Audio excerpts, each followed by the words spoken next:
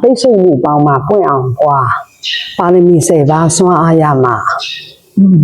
ဟိုတကယ်ဟိုလွတ်မြောက်အောင်ပွားနိုင်မယ်ပေါ့နော်ဥဒ္ဒရာဘောဓိမုဒ္ဒရာဖျားပါဗျာဒီမှာဒီသစ္စာနဲ့မုဒ္ဒရာတွဲထားတာပါဗျာတရားလေးထိုင်လိုက်ဖျားတယ်လိုက်နဲ့အဲ့လိုမျိုးလုပ်သွားရတာဗျာ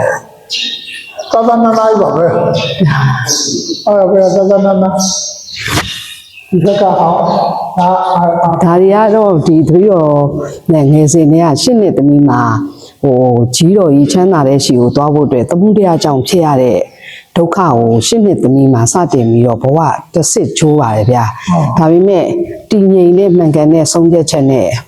ချမ်းသာတဲ့နေရာကိုပဲသွားတော့မယ်လို့ရွေးချယ်ပြီးတော့သမုဒယကိုဖြတ်ခမ်းပါဗျာ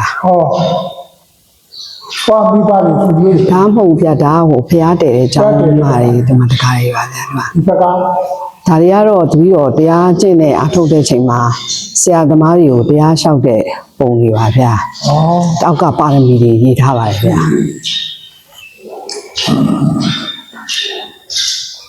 ဟုတ်ကဲ့ဒါဝိရပါရမီပါဗျာ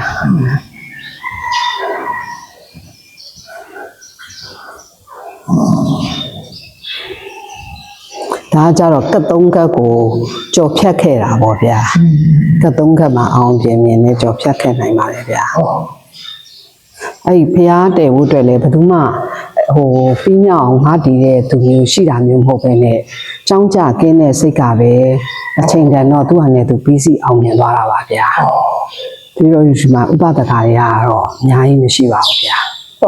မှန်